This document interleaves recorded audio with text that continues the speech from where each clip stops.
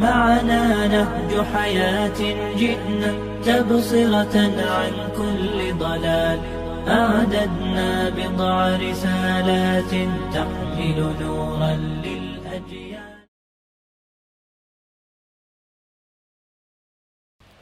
السلام علیکم ورحمۃ اللہ وبرکاتہ نحمده ونستعینه ونستغفره ونؤمن به ونتوکل علیہ ونعوذ باللہ من شرور انفسنا ومن سیئات اعمالنا من يهده الله فلا مضل له ومن يضلل فلا هادي له واشهد ان لا اله الا الله واشهد ان محمدا عبده ورسوله ارسله بالحق بشيرا ونذيرا اما بعد فإن أصدق الحديث كتاب الله وخير الهدي هدي محمد صلى الله عليه وسلم وشر الأمور محدثاتها وكل محدثة بدعة وكل بدعة ضلالة وكل ضلالة في النار. أعوذ بالله من الشيطان الرجيم. بسم الله الرحمن الرحيم.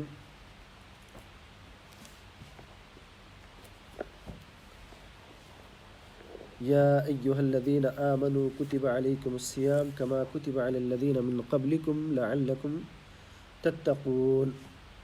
وقال الله تعالى شهر رمضان الذي أنزل فيه القرآن هدى للناس وبينات من الهدى والفرقان فمن شهد منكم الشهر فليصمه. وقال النبي صلى الله عليه وسلم من صام رمضان إيمانا واحتسابا غفر له ما تقدم من ذنبه. تمام قسم کی تعریف اللہ وحدہ لا شریک لہ کے لیے لائق و زیبا ہے.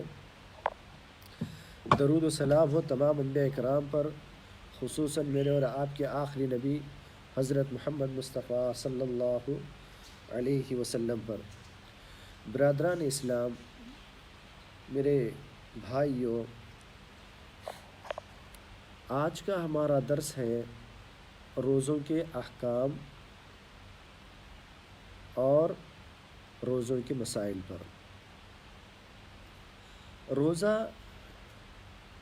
اسلام کے 5 ارکانوں میں سے ایک رکن ہے. جیسا کہ اللہ کے نبی صلی اللہ علیہ وسلم نے ارشاد فرمایا بنی الاسلام علی 5. اسلام کی بنیاد 5 چیزوں پر ہے. پہلی چیز کلمہ لا الہ الا اللہ محمد رسول اللہ کا اقرار کرنا. دوسری چیز نماز قائم کرنا. تیسری چیز روزے رکھنا. چوتھی چیز زکوٰۃ ادا کرنا. اور 5ویں چیز ہے حج کرنا اگر اللہ تعالیٰ نے توفیق دی ہے. تو میرے بھائیوں، آج کے اس درس میں ہم روزے کے احکام اور مسائل پر چند باتیں عرض کریں گے. اللہ تعالیٰ سے دعا ہے کہ اللہ تعالیٰ مجھے صحیح قرآن اور حدیث کی روشنی میں کہنے کی توفیق عطا کرے اور ہم سب کو بھی اس پر عمل کی توفیق عطا فرمائے. میرے بھائیوں، روزے کی تعریف کیا ہے؟ روزے کی تعریف یہ ہے لغت میں رک جانا، اور شرعاً اس کا مفہوم یہ ہے کہ عبادت کی نیت سے، یعنی اللہ کی عبادت کی نیت سے کھانا کھانے سے، پانی پینے سے اور اپنی بیوی سے مجامعت کرنے سے اور دیگر ان تمام چیزوں سے رکنے کا نام ہے جس سے روزہ ٹوٹ جاتا ہے. یہ روزہ کہلاتا ہے. طلوع شمس سے لے کر کے غروب شمس تک یہ کام انجام دے وہ روزہ کہلاتا ہے. یعنی طلوع شمس سے لے کر کے غروب آفتاب تک کھانا کھانے سے، پانی پینے سے، بیوی سے مجامعت کرنے سے اور وہ تمام کام جن سے روزہ ٹوٹ جاتا ہے اس سے رکنے کا نام روزہ ہے. میرے بھائیوں، روزے کی بڑی فضیلت ہے. اللہ کے نبی صلی اللہ علیہ وسلم نے ارشاد فرمایا من صام یوما فی سبیل اللہ عز وجل زحزح اللہ وجہہ عن النار بذلک اليوم 70 خریفا. آپ علیہ الصلاۃ والسلام نے ارشاد فرمایا جو آدمی ایک دن کا روزہ اللہ کی خوشنودی کے لیے رکھتا ہے تو اللہ تعالیٰ اس کے اس روزے کے بدلے میں 70 سال کی مسافت کو اس کے لیے جہنم سے دور کر دیتا ہے. یعنی ایک عام روزے کی بات بتا رہا ہوں میں. یہ نفل روزے یا سنن روزے اس کی فضیلت ہے. فرض روزوں کا ثواب اور اس کا اجر تو سوائے اللہ کے کوئی نہیں جانتا. تو یہ روزے کی ایک فضیلت ہے. اور اسی طریقے سے نبی کریم صلی اللہ علیہ وسلم نے فرمایا الصیام جنۃ من النار کجنۃ احدکم من القتال. آپ علیہ الصلاۃ والسلام نے ارشاد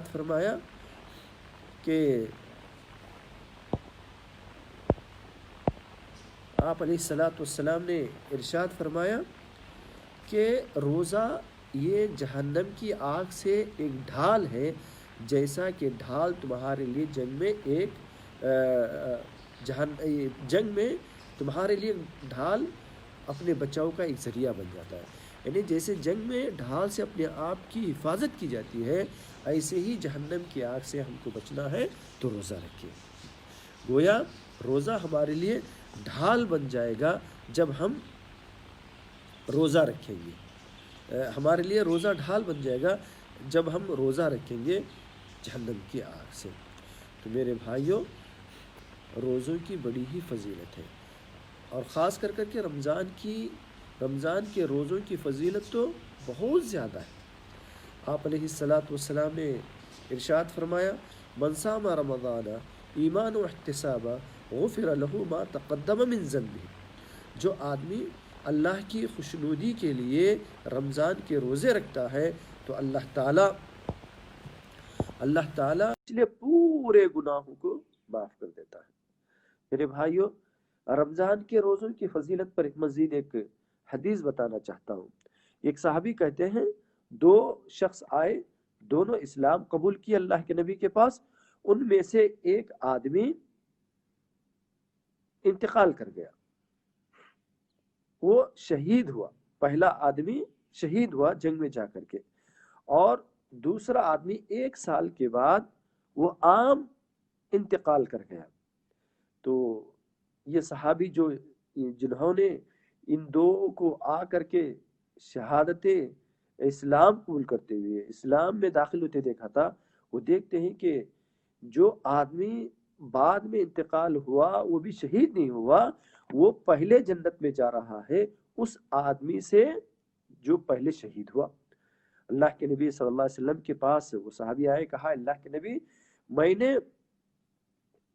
میں نے خواب میں دیکھا جو صحابی بعد میں عام موت جن کی ہوئی وہ جنت میں پہلے جا رہے ہیں، اور جو شہید ہوئے وہ بعد میں جنت میں جا رہے ہیں. تو آپ علیہ الصلوۃ والسلام نے فرمایا کیا تم کو یہ بات معلوم نہیں کہ جو پہلے شہید ہوئے اس کے بعد انہوں نے 1 سال کی زندگی کاٹی، زندہ رہے، اور اس میں ان کو ایک رمضان ملا جس میں وہ اتنی عبادت کیے، اتنا سے وہ جنت میں پہلے داخل ہو رہے ہیں. کتنا بڑا معاملہ ہے، کتنا بڑا اجر ہے رمضان کے روزوں کی. خاص کر کے رمضان اللہ کے نبی صلی اللہ علیہ وسلم نے فرمایا الصوم لی وانا اجزی بہ. اللہ کہتا ہے بندہ روزہ میرے لیے رکھتا ہے، میں اس کو ثواب عطا کرتا ہوں. تو میرے بھائیوں، اور اسی طریقے سے اللہ کے نبی صلی اللہ علیہ وسلم نے روزوں کے متعلق فرمایا ان فی الجنت باب یقال له الریان يدخل منه الصائمون يوم القيامة لا يدخل منه أحد غيرهم يقال أين الصائمون فيقومون لا يدخل منه أحد غيرهم فإذا دخلوا أغلق فلم يدخل منه أحد. رواه البخاری والمسلم. آپ علیہ الصلوۃ والسلام نے فرمایا کہ جنت میں ایک دروازے کا نام ریان ہے، اس میں صرف روزے داری داخل ہوں گے قیامت کے دن، اور کل قیامت کے دن اعلان کیا جائے گا کہ این الصائمون، روزے دار کہاں ہیں؟ وہ آئیں گے اور اس دروازے سے داخل ہو جائیں گے. جب وہ داخل ہو جائیں گے تو اس دروازے کو بند کر دیا جائے گا، اس سے دوسرا آدمی نہیں جائے گا۔ یہ روزوں کی اہمیت اور فضیلت کو بتاتا ہے۔ اور اسی طریقے سے میرے بھائیوں، اللہ کے نبی صلی اللہ علیہ وسلم نے فرمایا ان للصائم عند فطره دعوة لا ترد، جو آدمی روزہ رکھتا ہے اس کی دعا کو اللہ تعالیٰ قبول کرتا ہے، اور خاص کر کے جب وہ افطار کے لیے بیٹھتا ہے تو اس وقت تو اللہ اس کی دعا کو ضرور قبول کرتا ہے، جیسا کہ نبی صلی اللہ علیہ وسلم نے فرمایا کہ روزے دار کی دعا افطار کے وقت اللہ تعالیٰ اس کو رد نہیں کرتا۔ تو میرے بھائیوں، حالت روزہ میں اللہ بندے سے اتنا خوش ہوتا ہے کہ اس کی دعا کو رد نہیں کرتا، قبول کر لیتا ہے۔ میرے بھائیو، اللہ تعالیٰ نے فرمایا یا ایھا الذین آمنوا کتب علیکم الصیام کما کتب علی الذین من قبلکم لعلکم تتقون، یہ رمضان کے روزوں کی فرضیت کا حکم ہے کہ ایمان والو تم پر روزوں کو فرض، تقوی اپنے اندر لانا ہے۔ اگر کوئی آدمی روزہ رکھ کر کے بھی اسے تقوی حاصل نہیں ہوتا تو اسے روزہ رکھنے کا فائدہ نہیں ہے۔ آپ علیہ الصلوۃ والسلام نے فرمایا کہ کتنے ایسے روزے دار ہیں جن کو سوائے بھوک اور پیاس کے کچھ حاصل نہیں ہوتا، انہیں ثواب ہی نہیں ملتا۔ کیوں؟ اس لیے کہ وہ لوگ صرف بھوکے رہتے ہیں، پیاس رہتے ہیں، روزہ نہیں رکھتے، یعنی سب ہر برائی کو انجام دیتے ہیں، جو کچھ وہ کرنا تھا صحیح طور پر وہ روزہ نہیں رکھتے۔ تو میرے بھائیوں، روزہ رکھ کر کے جھوٹ نہ بولے، روزہ رکھ کر کے فراڈ کام نہ کرے۔ آپ علیہ الصلوۃ والسلام نے فرمایا کہ فمن لم يدع قول الزور والعمل به فليس لله حاجة ان يدع طعامه وشرابه، جو آدمی رمضان کا روزہ رکھ کر کے بھی وہ شخص فراڈ کام نہیں چھوڑتا تو ایسے آدمی کو روزہ رکھنے کی ضرورت نہیں ہے، اسے کوئی فائدہ ہونے والا نہیں ہے روزوں کا، وہ نہ رکھے، بلکہ اسے کچھ حاصل ہونے والا نہیں۔ تو گویا میرے بھائیوں، رمضان یا روزے رکھ کر کے اللہ کی عبادت میں رہے، غلط کام نہ کرے۔ یہ بات یاد رکھیں کہ روزہ صرف بھوک اور پیاس کا نام نہیں ہے، ہاتھ کا بھی روزہ ہے، پیر کا بھی روزہ ہے، چہرے کا بھی روزہ ہے، منہ کا بھی روزہ ہے، آنکھ کا بھی روزہ ہے، ناک کا بھی روزہ ہے۔ میرے بھائی، ہاتھ کا روزہ روزے کی حالت میں ہاتھ سے کوئی برائی نہ کرنا، منہ کا روزہ کسی کی غیبت نہ کرنا، اور پیر کا روزہ غلط کام کی طرف چل کر کے نہ جانا۔ یہ روزے ہیں، یہ روزے۔ جسم کا ہر عضو روزہ رکھنا چاہیے، جسم کا ہر عضو روزہ رکھنا چاہیے، کوئی عضو ایسا نہیں ہونا چاہیے کہ روزہ چھوڑ دے، روزہ ترک کر دے۔ میرے بھائیوں، میں مزید آپ کو بتاتے ہوئے چلوں کہ رمضان کے روزوں کا حکم اللہ تعالیٰ نے فرمایا یا ایھا الذین آمنوا کتب علیکم الصیام کما کتب علی الذین من قبلکم لعلکم تتقون، کہ ایمان والو، ہم نے تم پر روزوں کو فرض کیا، یہ روزے تم سے پہلے بھی فرض کیے گئے تھے تاکہ تم تقوی اختیار کرو۔ اور ایک جگہ پر اللہ تعالیٰ نے فرمایا فمن شہد منکم الشہر فلیصمہ، جو آدمی اس سے رمضان کے مہینے کو پایا وہ روزہ رکھے، وہ روزہ ترک نہ کرے۔ روزے کے فائدے بھی بہت ہیں، جسمانی فائدہ بھی ہے، روحانی فائدہ بھی ہے۔ بڑا فائدہ تو یہ ہے کہ اللہ تعالیٰ اس سے خوش ہوتا ہے، اور جسمانی فائدہ یہ ہے کہ اس کے جسم سے وہ بری گندگی ختم ہو جاتی ہے، برا کولیسٹرول ختم ہو جاتا ہے، شوگر نارمل ہو جاتا ہے، بی پی نارمل ہو جاتی ہے، اور بہت سے فائدے ہیں۔ جیسا کہ اطباء کہتے ہیں کہ جو آدمی روزہ رکھے، تو میرے بھائیوں، ہم کو بھی چاہیے کہ روزہ رکھ کر کے دیکھیں، اللہ کی عبادت میں آگے آئے۔ آئیے، پہلے روزے تو رمضان کے فرض روزے ہیں، اب اس کے علاوہ اور کون سے روزے ہیں؟ فرض روزے رکھنا تو ضروری ہے، ان کو ترک نہیں کیا جا سکتا۔ اگر کوئی آدمی ان کو عمدن ترک کر دیتا ہے تو یہ بہت بڑا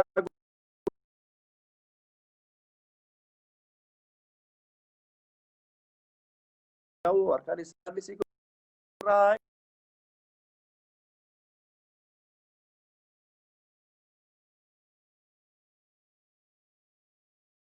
فرض روزوں کے علاوہ فرض روزوں کے علاوہ عرفہ کا روزہ ہے.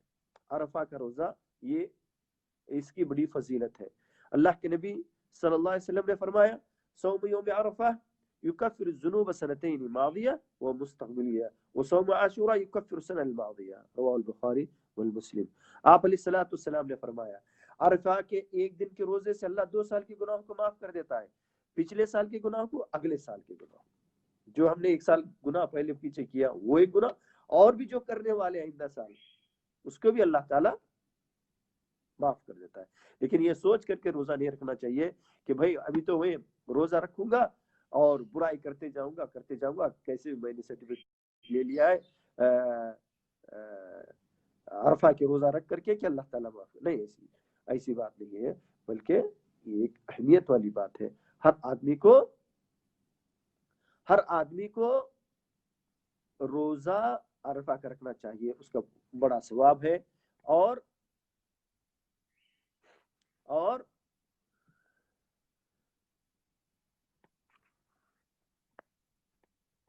روزہ رکھنا چاہیے, اس کا بڑا ثواب ہے. اس سے چھوٹے موٹے گناہ کو معاف کر دیے جائیں گے. کبائر اللہ سے توبہ کرنے کے بعد ہی معاف ہوتے ہیں. یوم عرفہ کا روزہ ہے, اور تو یہ روزہ بھی ایک مستحب روزہ ہے. دوسرا روزہ ہے عاشورہ کا روزہ, یعنی عاشورہ کا روزہ 10 محرم کو روزہ رکھنا. اللہ کے نبی صلی اللہ علیہ وسلم نے فرمایا صوم یوم عاشورہ یکفر سنہ الماضیہ. آپ نے فرمایا کہ عاشورہ کے ایک روزے سے اللہ تعالیٰ پچھلے 1 سال کے گناہوں کو بخش دیتا ہے. تو میرے بھائیوں, لیکن آپ علیہ الصلوۃ والسلام نے فرمایا لئن بقیت لأصومن التاسع, اگر میں آئندہ سال زندہ رہا تو 9 کا بھی روزہ رکھوں گا. تو 9 اور 10 یا 10 اور 11 کے روزہ رکھنا چاہیے عاشورہ سے 1 دن پہلے یا 1 دن بعد. اگر 3 روزے بھی اگر کوئی آدمی رکھ لیتا ہے تو اس کے لیے بھی اچھی بات ہے. تو میرے بھائیوں, اسی طریقے سے شوال کے 6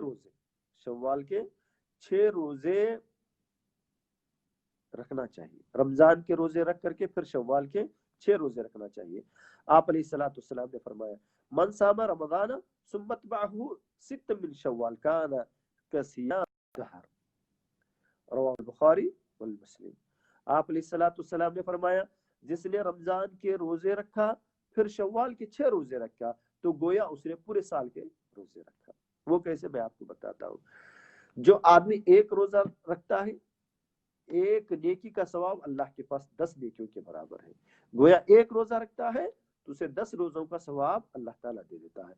جب آدمی 1 مہینے کے روزے رکھتا ہے تو 30 روزے ہوتے ہیں اور 10 مہینے روزہ رکھنے کا ثواب پورا ہو جاتا ہے. اب باقی بچے 2 مہینے کے روزے, ہر 10 دن کے لیے 3 روزے, یعنی ماہ شعبان کے پہلے 15 دن کے روزے رکھنا بھی مستحب ہے.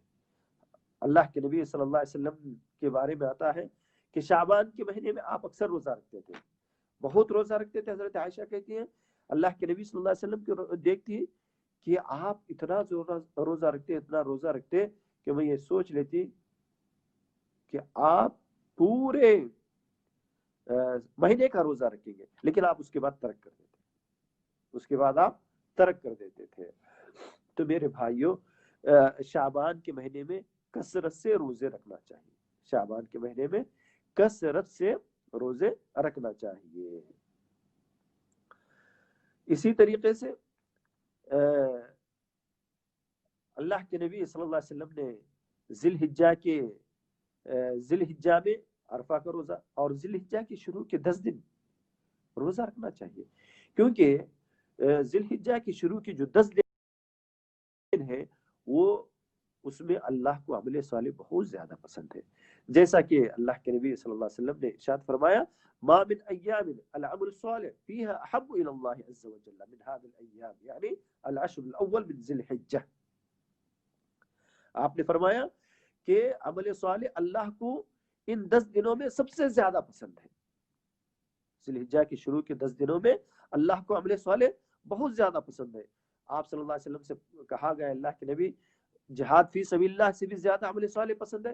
آپ نے فرمایا ہاں جہاد فی سبیل اللہ سے بھی زیادہ عمل صالح اللہ کو زیادہ پسند ہے، مگر یہ کہ کوئی آدمی اپنی جان اور مال سے اللہ کے راستے میں گیا اور دونوں چیزوں کو اللہ کے راستے میں قربان کر دیا تو اس کا مقام اللہ کے پاس الگ ہے۔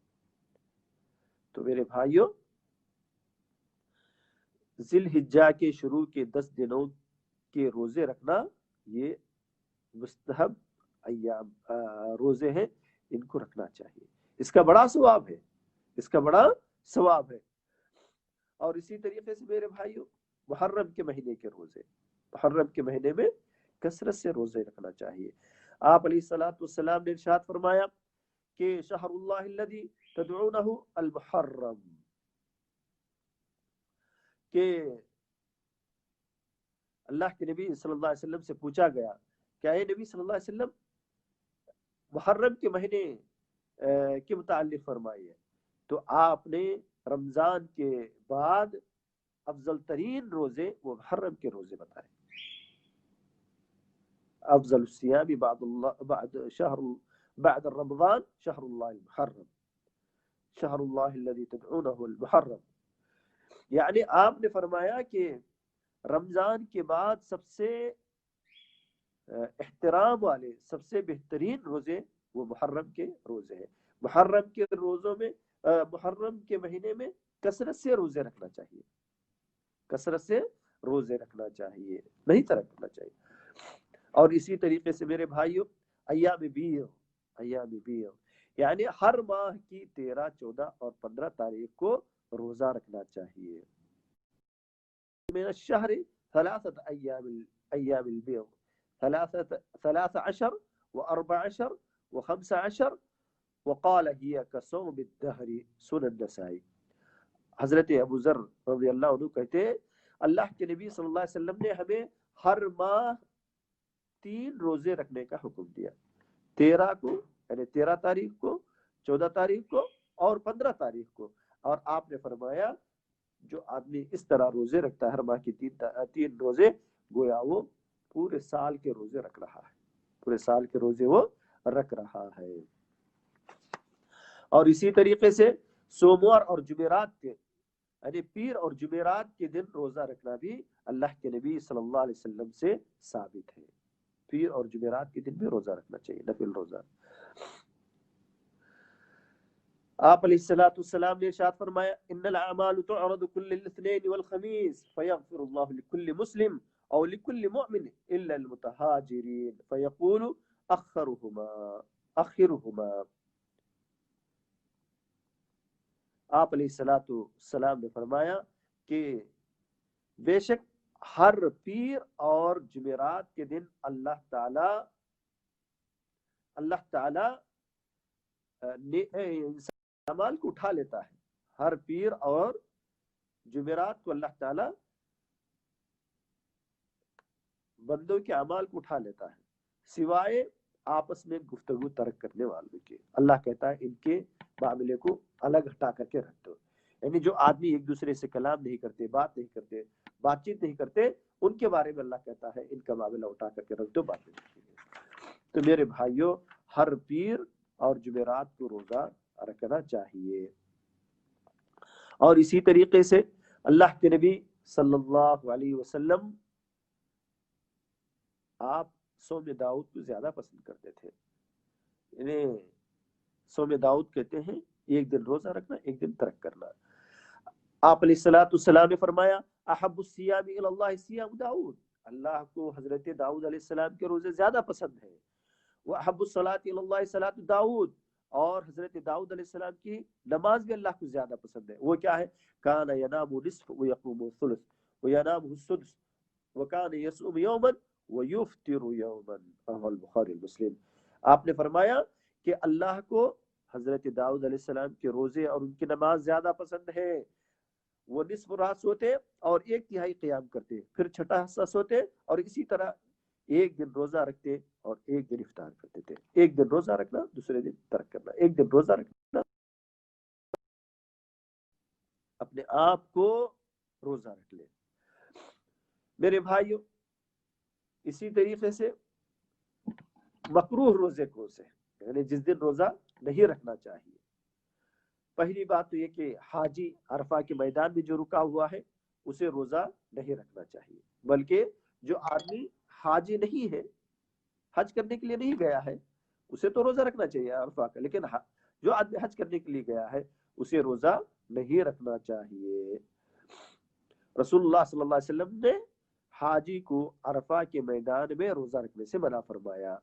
اور دوسری چیز، صرف جمعہ کے دن روزہ رکھنا یہ بھی درست نہیں ہے. اللہ کے نبی صلی اللہ علیہ وسلم نے فرمایا ان یوم الجمعۃ عندکم فلا تصوموه، بے شک جمعہ کا دن تمہارے لیے عید کا دن ہے، اس میں تم روزہ مت رکھو. عید المؤمنین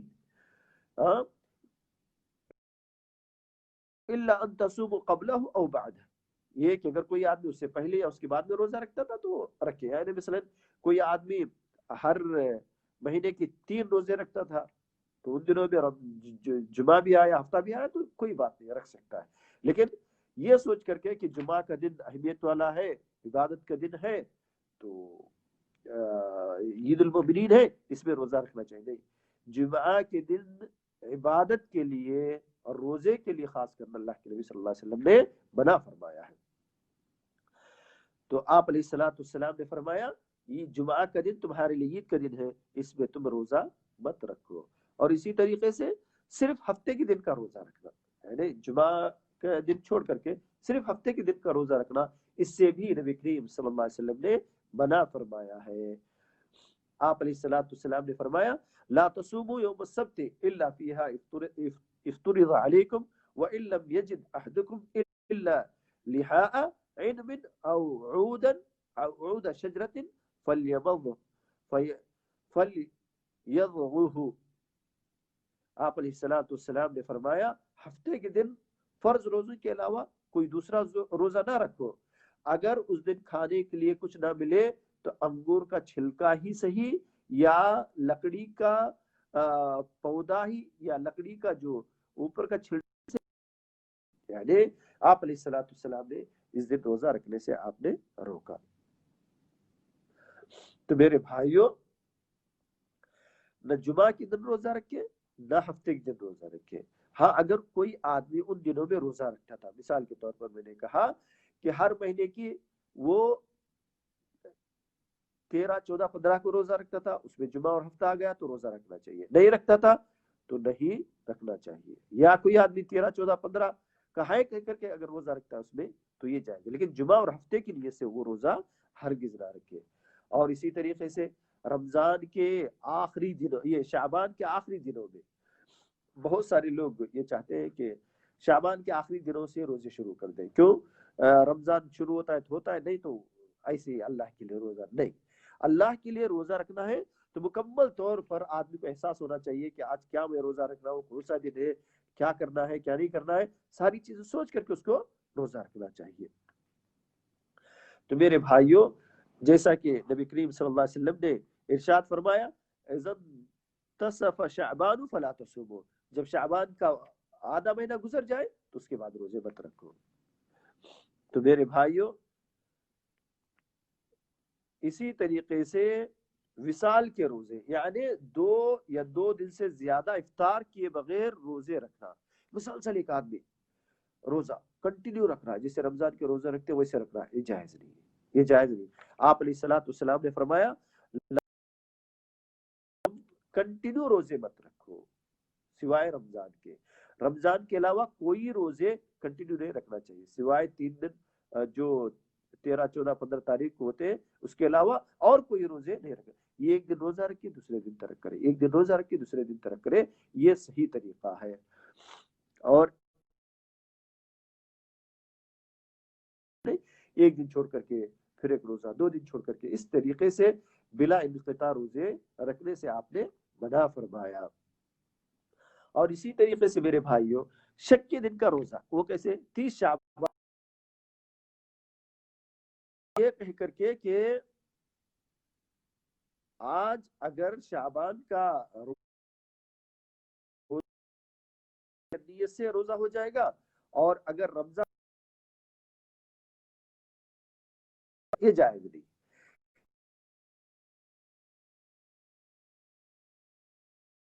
تو رمضان کے روزے شروع کرے.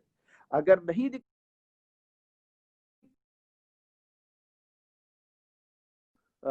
30 تاریخ کو روزہ نہ رکھے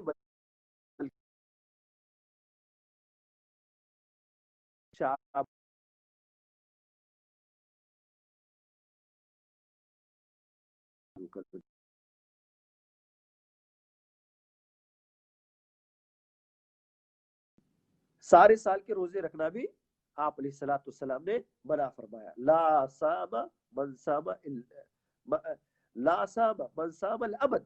اس نے روزہ رکھا ہی نہیں جس نے ہمیشہ روزہ رکھا ہے. یعنی جو کوئی آدمی ہمیشہ کے لیے روزے رکھتا ہے تو گویا وہ روزے رکھا ہی نہیں, اسے کوئی ثواب نہیں ملتا. اور اسی طریقے سے خاوند کی موجودگی میں بیوی کو اس کی اجازت کے بغیر روزہ نہیں رکھنا چاہیے. پہلے اسے اجازت لینا چاہیے, اس کے بعد روزہ رکھنا چاہیے.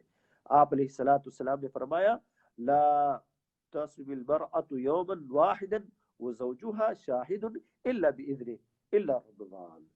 آپ نے فرمایا کہ ایک دن کا روزہ بھی عورت اپنے شوہر کی اجازت کے بغیر نہ رکھے سوائے رمضان کے روزے. رمضان کے روزوں کے علاوہ دوسرے روزے کوئی بھی اپنے شوہر کی اجازت کے بغیر نہ رکھے. اسی طریقے سے میرے بھائیوں, حرام روزے یعنی کس دن روزے حرام ہیں؟ عید الفطر کے دن روزہ حرام ہے. اور اسی طریقے سے ایام تشریق میں عید کے دن یعنی 10 ذی الحجہ جو کہ عید کا دن ہوتا ہے, اور تشریق یعنی 11 12 13 ذی الحجہ کو روزہ رکھنا حرام ہے. اور اسی طریقے سے عورتوں کا ماہواری اور نفاس کی حالت میں بھی روزہ رکھنا حرام ہے. رمضان کے روزے ہو چاہے نفل روزے ہو, یہ دونوں روزے نہیں رکھ سکتے. اگر رمضان کے روزے چھوٹ گئے ہیں تو ایسی صورت میں ان کو دوسرے دنوں میں کمپلیٹ کر لینا چاہیے, دوسرے دنوں میں جب وہ اچھے ہو جائے. اور اسی طریقے سے میں آپ کو مزید مسائل کو بتاتے ہوئے چلو کہ روزے کے شرائط کیا ہے. روزے کے شرائط کیا ہے؟ روزے کے لیے شرط ہے کہ آدمی مسلمان ہو, عاقل ہو اور بالغ ہو. جیسا کہ اللہ کے نبی صلی اللہ علیہ وسلم نے فرمایا 3 لوگوں سے اللہ نے قلم کو اٹھایا, ان کو کوئی گناہ نہیں لکھا جاتا. پہلا آدمی جو پاگل ہے, جب تک وہ اچھا نہیں ہوتا اس پر کوئی چیز فرض نہیں ہے. دوسرا آدمی سویا ہوا ہے, جب تک نہیں اٹھا اس پر کوئی چیز لاگو نہیں ہوتی. اور تیسری چیز بچہ جب تک کہ وہ بالغ نہ ہو جائے. تو یہ 3 چیز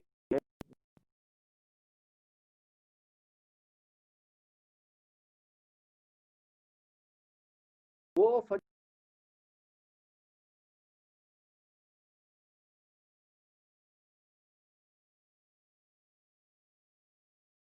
رکھ سکتا ہے, کوئی بات, لیکن اس کی نیت کھلے سے ہونا چاہیے. یا کوئی آدمی پورے رمضان کے روزوں کی کر لیا ہے, شروع رمضان میں ہی اس نے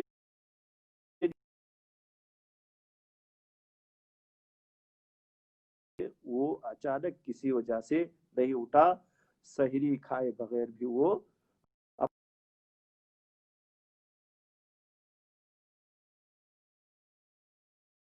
طریقے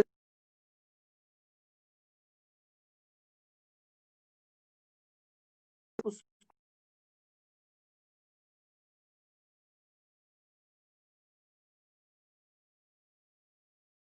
فعدۃ من ایام اخر.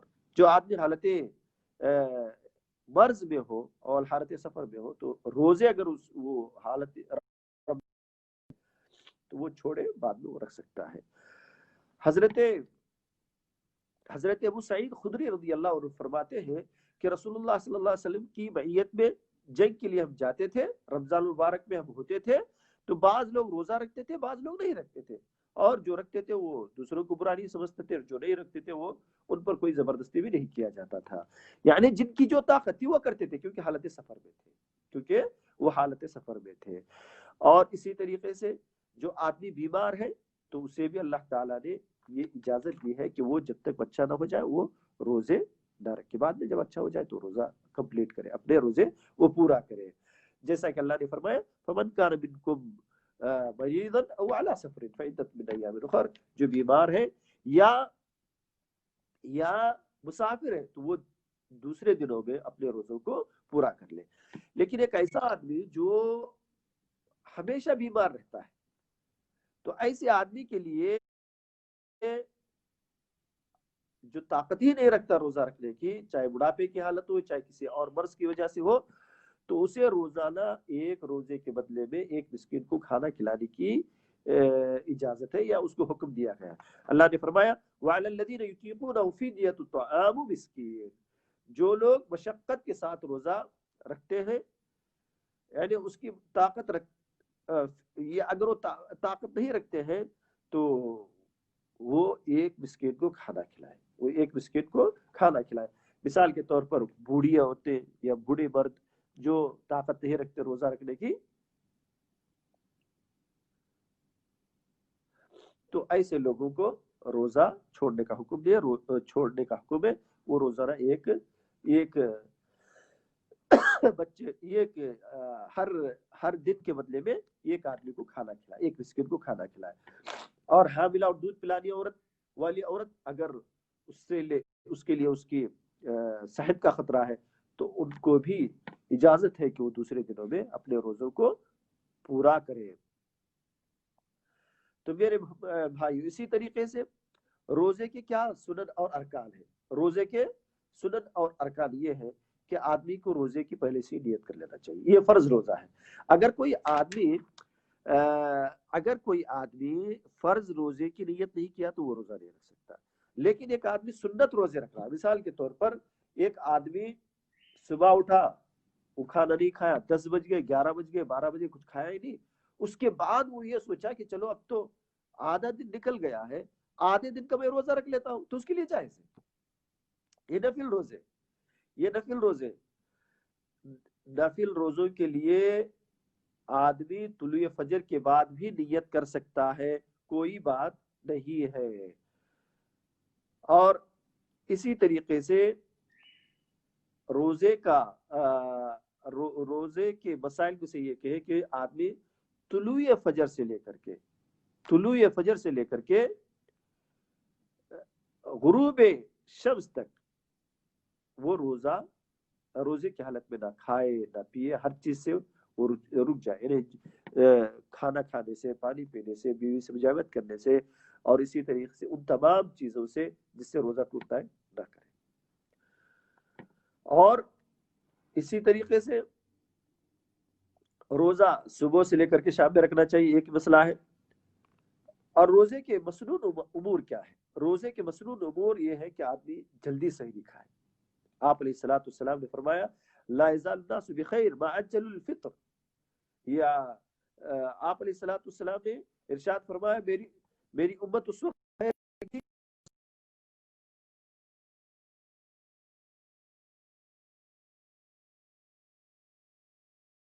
آپ علیہ الصلوۃ والسلام نے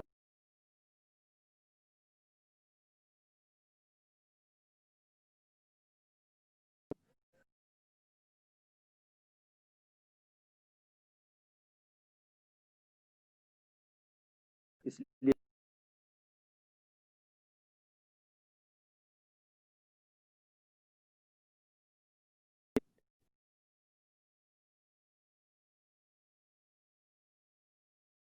پیے تو ایک گھٹ پانی سے ہی اس کو پی لینا چاہیے۔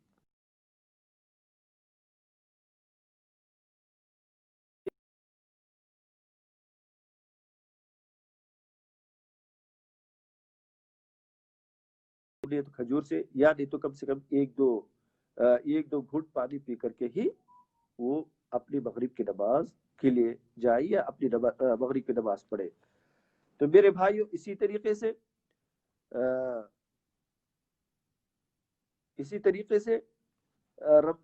یعنی حالت